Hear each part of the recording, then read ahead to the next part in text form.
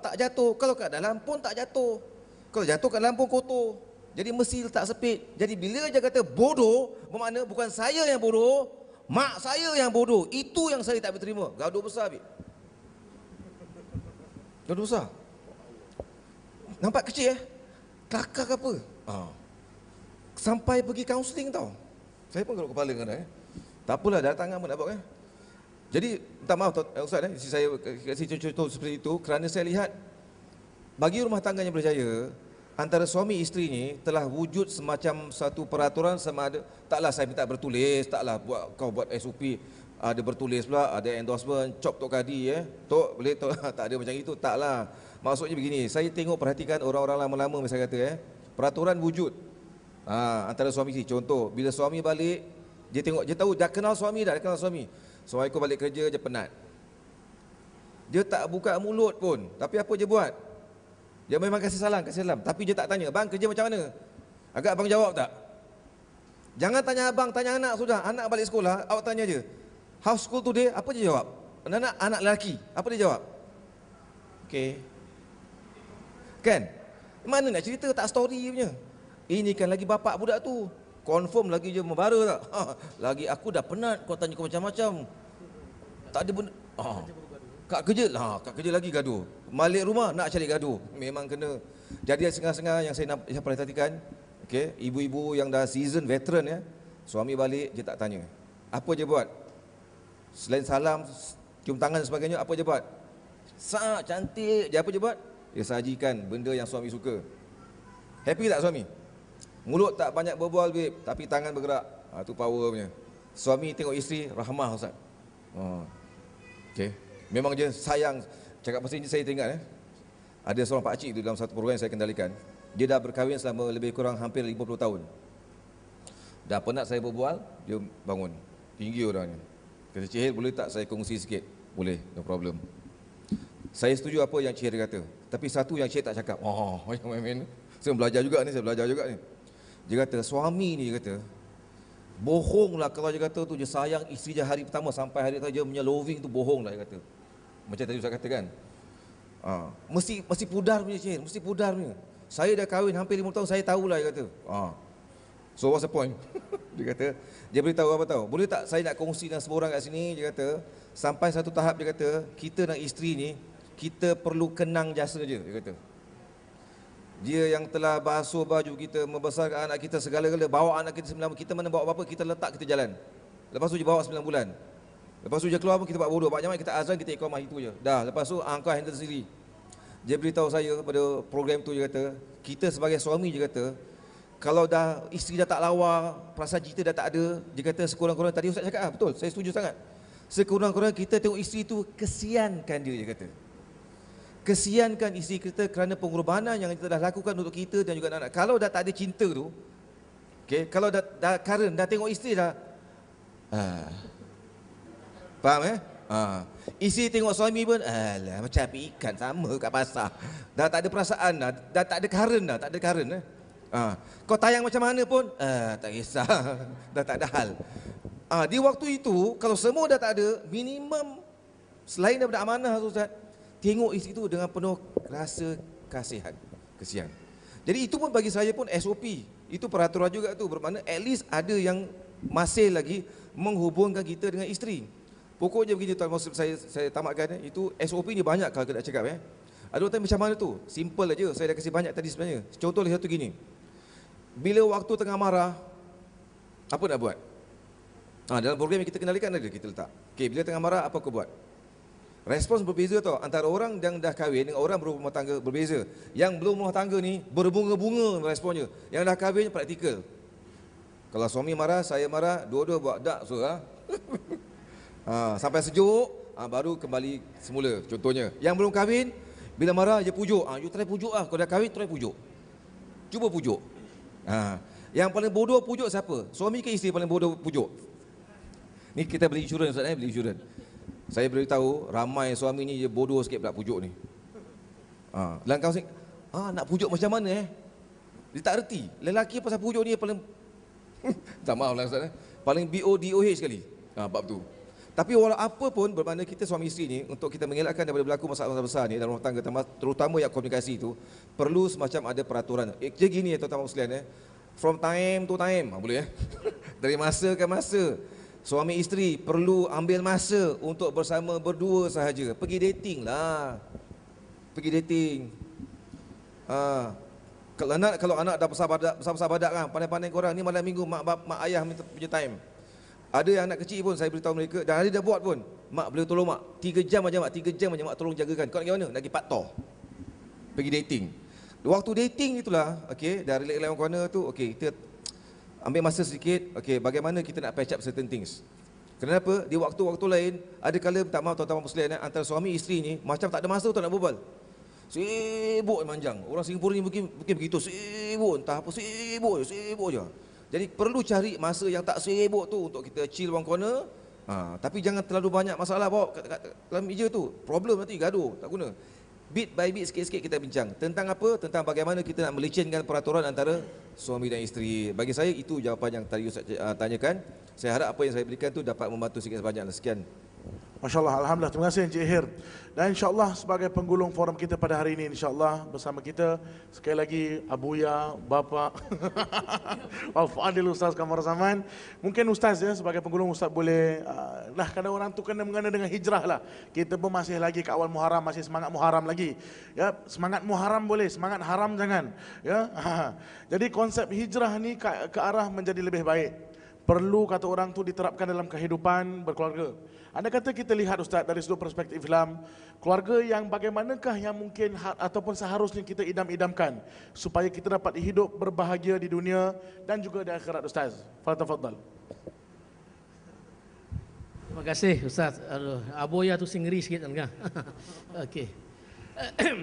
Terima kasih, dan insya-Allah saya ambil masa yang ringkas dan saya nak kaitkan dengan metafora awal yang disebutkan oleh Ustaz Bapak moderator kita, mengatakan bahawa rumah tangga ni tadi seperti sarang laba-laba, yang rumah keluarga bermasalah, sarang laba-laba.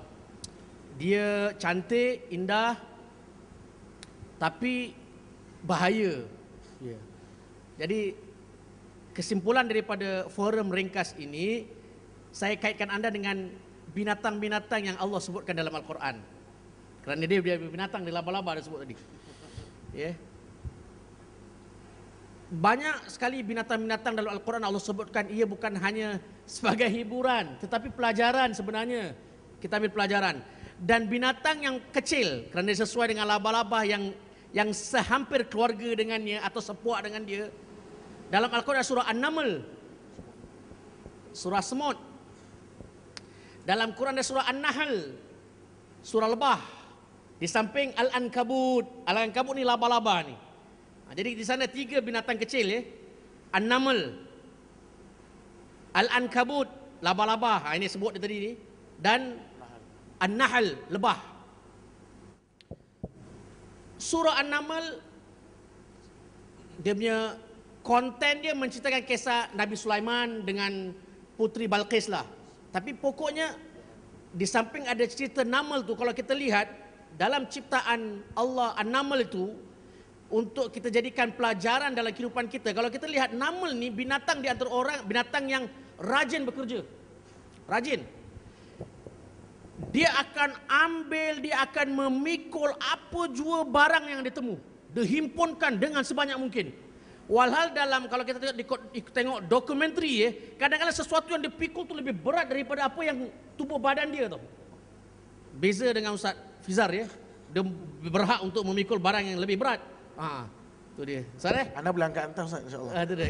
Sederhana je. Jadi kalau kita lihat An-Naml dia akan menghimpun. Dan kalau anda lihat di YouTube, saya baru tengok kongsi dengan keluarga juga, dia bilang Kingdom of Ants. Bagaimana seorang saintis itu melihat dalam perut bumi yang semut selalu kumpul kat dalam, sekali dia bongkar, rupa kat sana ada bentuk macam satu kingdom. Indah dia punya arkitek dia. Tapi dalamnya ialah dia mengumpulkan apa yang dia kumpul barang tu semut. Tu satu pelajaran daripada, nanti saya kaitkan dengan rumah tangga kita. Kedua, laba-laba, al-ankabut. Allah mengatakan sesungguhnya rumah yang paling cepat musnah, yang paling ahwan, paling cepat rosak, cepat musnah adalah rumah ankabut, rumah laba-laba. Dia rumah yang tak ada basic, tak ada asas. Sekali sentuh berderai. Dan Ustaz Fiza dah sebutkan rumah laba-laba ni cantik, namun rumah itu tidak ada keamanan. Mana-mana binatang nak menjadikan rumah laba-laba, sarang laba-laba sebagai tempat berteduh, dia mati. Dia mati. Walhal tadi disebutkan, walhal pasangannya yang si jantan apabila telah melakukan seksual dengan si betina, pasangannya akan dimakan. Tak aman. Laba-laba tak aman. Jangan jadikan rumah kita sarang laba-laba. Tak aman. Itu gambaran dalam Al-Quran dan reality science mengakukan. Dan kalau kita lihat di satu binatang yang lain ialah lebah. Lebah ini, dia kalau bikin bina rumah, dia punya rumah bentuknya 1/6. Rumah dia punya bentuk dia, ya? Rumah dia. Dan kemudian dia ni kalau keluar, dia makan bunga-bunga. Dia makan bunga-bunga. Daripada pergunungan, daripada perhutanan, daripada taman-taman. Kemudian dia pulang, dia olahkan apa yang dia makan menjadi lilin dan madu. Boleh dimanfaatkan. Jadi ini 3 binatang kecil yang Allah sebutkan di selain binatang-binatang lain. Al-Quran ada sebutkan himar, ada sebut jamal, unta. Itu kita sentuhlah, itu binatang yang besar. Afala yanzuruna ilal ibili kaifa khuliqat. Adakah kamu tidak melihat unta? Bagaimana kami? Itu teori yang lain. Tapi kita ambil binatang, kena saya ambil yang lebah dan laba-laba dan yang sekeluarganya, seangkatan dengannya atau yang sewaktu dengannya. Semua tuan-tuan, saya dah sebutkan, jangan jadikan rumah tangga kita seperti rumah tangga semut. Dia rajin, satu rajin, tak nafikan. Tapi yang negatifnya banyak. Dia mengumpul dan tanpa menggunakan analisa berfikir apa yang dia kumpul tu manfaat tak untuk dia, sesuai tak untuk dia. Dia jenis macam mana tahu? Kalau rumah orang lain ada, rumah kita mesti kena ada. Rumah orang lain ada. Jadi rumah dia jadi apa? Store. Sedangkan benda yang diambil baru, benda yang lama boleh lagi dipakai. Sebab tu para ulama atas kata ramai masyarakat Islam adalah masyarakat semut. mengumpul. Itu satu budaya yang tak sihat. Jangan jadi rumah tangga kita rumah tangga seperti rumah tangga ni apa binatang semut ni. Dia akan kumpulkan. Jadi bebanan. Sebab tu kadang-kadang kalau sebagai contoh kadang-kadang ni. Tadi Ustaz Cik Khair kata dapat handphone. Ini handphone apa Cik Khair? LG. Keluar Samsung. Nak tukar Samsung. Nanti dulu kita cakap pasal apa trend. Pasal Cik Khair, saya tahu dia ada SOP. Tapi ini yang masalah. Keluar iPhone baru nak tukar. Sedangkan boleh apa? Boleh dimanfaatkan yang lain kan? Jadi dia akan keluar TV LG, keluar Sony, keluar Sharp, keluar macam semua. Hari Raya caution ini atau hari Raya tahun depan langsir lain. Jadi boleh begitu.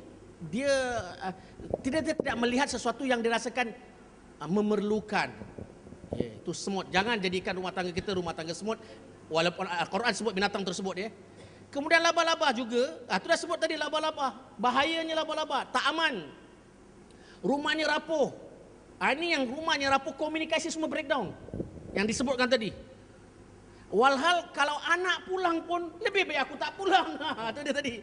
Tadi kalau masuk sarang laba-laba kata aku tak balik lagi, baik lagi aman. Aku balik kena sindir mak, kena sindir bapa, betul tak?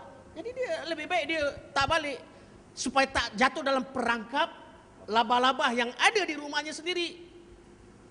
Yang racunnya juga ada di situ. Itu tidak bagus. Jangan, kalau boleh rumah kita jangan jadi semut, rumah semut, jangan jadi rumah laba-laba. Kerana tadi ciri cinta tak ada, mawaddah tak ada, rahmah tak ada, apalagi amanah hilang, tak ada. Rumah laba-laba ini. Tetapi kalau nak jadi contoh dalam Al-Quran binatang, ialah surah An-Nahl, lebah. Kalau kita lihat Al-Quran dan hadis Rasulullah satu hari duduk dengan para sahabatnya. Rasulullah mengatakan ada satu pohon yang mana pohon tu cirinya sama macam orang mukmin. Wah. Di depan situ ada Abu Bakar, ada Umar, ada Osman, ada anak Sayyidina Umar ada kat situ. Masa tu dia macam anak saya ni, yang perempuan kecil ni anak saya ni. Dia tahu pohon tu. Dia tahu. Dia nak jawab je, ikut budak dia nak jawab. Tetapi dia punya SOP dalam diri, ada punya perasaan. Kalau aku jawab nanti orang kata yang tua-tua ni macam mana ni Sahabat-sahabat ni tu takkan apa, saya ulang balik kalimat Cik BODOH lah gitu. Takkanlah aku jawab tiba-tiba budak ni mana mandai. Kau ingat kita ni tak tahu. Jadi si Ibnu Umar, anak Sayyidina Umar tak jawab. Hormat Abu Bakar As-Siddiq, Umar, Osman dan jadi semua tak ada jawab. Dalam hati yang anak ni, yang Ibnu Umar dah tahu itu pohon tu. Rasulullah akhirnya jawab, sesungguhnya orang mukmin seperti pohon tu adalah pohon kurma. Kata Umar yang berkata, aku dah ada dalam jawapan tu dalam hati aku. Dalam hadis tu kata aku dah, tapi aku tak berani nak jawab sebab hormat yang senior, warga emas. Kalau pohon kurma itu dari sudut pohon, dari sudut binatang Rasulullah mengatakan sepertilah lebah. Dia